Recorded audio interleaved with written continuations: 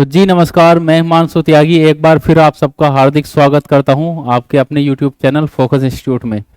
और एक आज फिर मैं लेकर उपस्थित हूं आपके समक्ष 5 बेहतरीन क्वेश्चन भयंकर ट्रिक के साथ।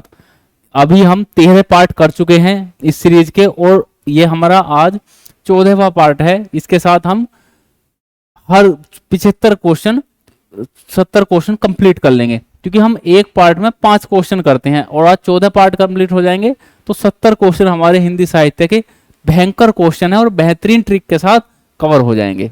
तो शुरू करते हैं आज का पार्ट।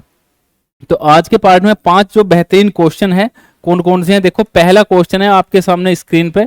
इसमें क्या लिखा हुआ है पहले क्वेश्चन में कि शेष स्मृतियां किसकी रचना है। क्वेश्चन पूछेगा शेष स्मृतियां किसकी रचना है, तो शेष स्मृतियां जो रचना है यह है रघुवीर सिंह की। रघुवीर सिंह किसकी हैं बताओ, रघुवीर सिंह की हैं। शेष स्मृतियां किसकी रचना है, रघुवीर सिंह की। अब याद कैसे रखोगे, देखो इसमें आ रहा शेष और स्मृति। स्मृति को हम कैसे याद करते हैं, याददाश्त या मेमोरी से। अब जो रघुवीर हैं, रघुवीर किसे कहते हैं, रघुवीर कहते हैं श्री राम को। और देखो जो श्री राम है उनकी शेष स्मृतियां बची हैं, यानी कि कुछ ही उनकी स्मृतियां बची हैं, इनकी पूरे साक्ष्य उनके वर्तमान में नहीं है। तो जैसे आएगा शेष स्मृतियां किसकी रचना है, तो शेष स्मृतियां किसकी बच रही है, इनकी कुछ याददाश्त किसकी बच रही है, कुछ अवशेष बचे हुए हैं जिनसे हम उनको याद करते हैं, स्मरण करते हैं। तो शेष स्मृतियां किसकी हैं, रघुवीर यानी श्री रामचंद्र जी की हैं। और श्री रामचंद्र जी को क्या बोलते हैं, रघुवीर बोलते हैं। तो ऐसे याद कर लेना। अगला क्वेश्चन है शब्दानुशासन। शब्दानुशासन किसकी रचना है, तो शब्दानुशासन किसकी रचना है, शब्दानुशासन किसकी रचना है बताओ, शब्दानुशासन तो देखो किसकी रचना है, हेमचंद्र की है, हेमचंद्र की है। अब बात है कि याद कैसे करेंगे। जो शब्दानुशासन है किसकी रचना है बताओ, हेमचंद्र की है। याद कैसे करोगे, देखो सुनो ट्रिक सुनो इसकी। इसमें आ रहा है अनुशासन, शब्द प्लस अनुशासन से बन रहा है, तो इसमें इस अनुशासन को पकड़ लो, अनुशासन। और इसमें क्या आ रहा है, हेम आ रहा है। अब देखो हेम हेम किसके पर्यायवाची के रूप में प्रयोग करते हैं, स्वर्ण के पर्यायवाची के रूप में।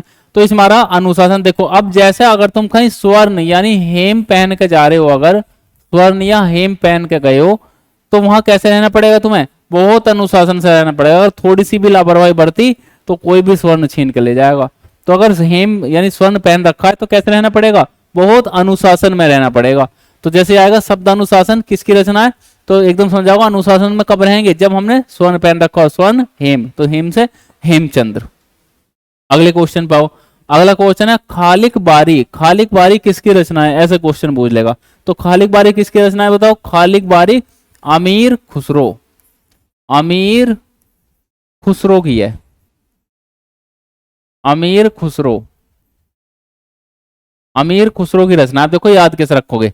इसमें क्या रहा, खालिक बारी में सेंस आ रही है खाली बारी। अब देखो जैसे जब बचपन में काम करते थे कि भाई अब पहले ये काम करेगा, उसके बाद ये काम करेगा, उसके बाद ये काम करेगा। और मान लो चार, या जैसे मान लो सुनते थे जब हम पढ़ते थे, तो सभी जब इंटर तक पढ़ते हैं तो टीचर सुनते हैं, तो उसमें जैसे भाई तुम सुनाओ जल्दी याद कर लो फिर मैं सुनूंगा। तो उसमें जैसे मान लो क्लास में 20 बच्चे हैं तो 18 बच्चों का नंबर आ गया, अब 19वें के नंबर और 20वें का नंबर आना था। इसी बीच क्या हो गया, क्लास खत्म होगी, क्लास का टाइम पूरा हो गया। तो टीचर क्या कहते हैं कि चलो भाई तुमसे कल सुनेंगे। तो यानी कि उनकी बारी कैसी निकल गई, उनकी बारी खाली निकल गई। और जब बारी खाली निकल जाती थी तो क्या करते थे, खुश हो रहे थे कि चलो भाई हमारी जान बच गई। तो जब बारी खाली निकल जाती थी तो खुश हो रहे थे, तो अमीर खुसरो। अगले क्वेश्चन पाओ। इसके बाद अगला क्वेश्चन है जूही की कली किसकी रचना है, तो सूर्यकांत त्रिपाठी निराला की रचना है, सूर्यकांत त्रिपाठी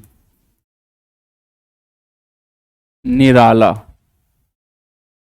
सूर्यकांत त्रिपाठी निराला की रचना है क्या, जूही की कली। कैसे याद रखेंगे, जूही की कली सूर्यकांत त्रिपाठी निराला की रचना है। तो देखो इसमें आ रहा है जूही, जूही की कली। देखो जो कली होती है, तुम्हें इसे ऐसे समझ लो फूल की कली। जो फूल की कली होती है पहले वह स्टार्टिंग में रात के समय कैसी होती है, उसकी पंखुड़ियां एक दूसरे से मिली हुई होती हैं, और उसके बाद जब दिन में सूर्य निकलता है तो फिर वो फैल जाती हैं। तो कैसी निराली बात है। तो देखो इसमें आ रहा सूर्य और निराला, तो एकदम माइंड में आएगा जूही की कली। तो कली पहले कैसे होती है, शाम के समय, शाम को आपने देखी पंखुड़ियां मिली हुई थी, सुबह जब आपने देखा धूप निकलने के बाद पंखुड़ी खिली हुई थी, तो तुम कहोगे यार बड़ी निराली बात है, सुबह मैंने देखा है तो पंखुड़ी बंद थी और अब एकदम खिली हुई है, क्योंकि कली किस में परिवर्तित होगी, फूल में। तो कैसे याद करोगे कि भाई बड़ी निराली बात है, सूर्य के निकलने पर कली फूल में परिवर्तित होगी। इस प्रकार याद कर लेना। अगला क्वेश्चन है दीदी पत्रिका के संपादक कौन है? तो प्रताप नारायण मिश्र। प्रताप नारायण मिश्र। देखो कैसे याद रखोगे, प्रताप नारायण मिश्र हैं। देखो कैसे याद रखो, जो दीदी हैं, मान लो तुम्हारी जो दीदी हैं, जो बहन है, वे क्या करती हैं? नारायण की भक्त हैं। नारायण का प्रताप पाने के लिए क्या करती हैं? नारायण की भक्ति करती हैं, और फिर तुम्हें क्या देती हैं? मिश्री का प्रसाद देती हैं। ऐसे याद कर लेना। जो दीदी हैं वे प्रताप पाने के लिए नारायण की भक्ति करती हैं और मिश्री का प्रसाद देती हैं। ऐसे याद कर लेना। तो आज के इन 5 क्वेश्चन के साथ हमारे 70 क्वेश्चन पूरे हुए साहित्य, हिंदी साहित्य के, और इसमें हम 500 प्लस क्वेश्चन करेंगे इस सीरीज में। इसी प्रकार ट्रिक्स है, तो 70 क्वेश्चन हम अभी तक कर चुके हैं।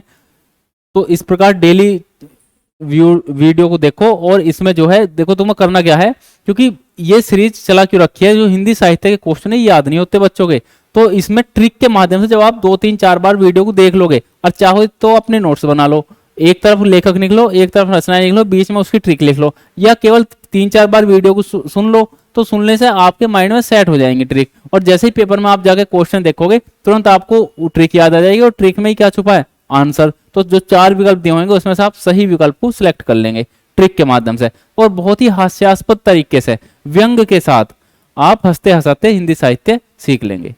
नमस्कार।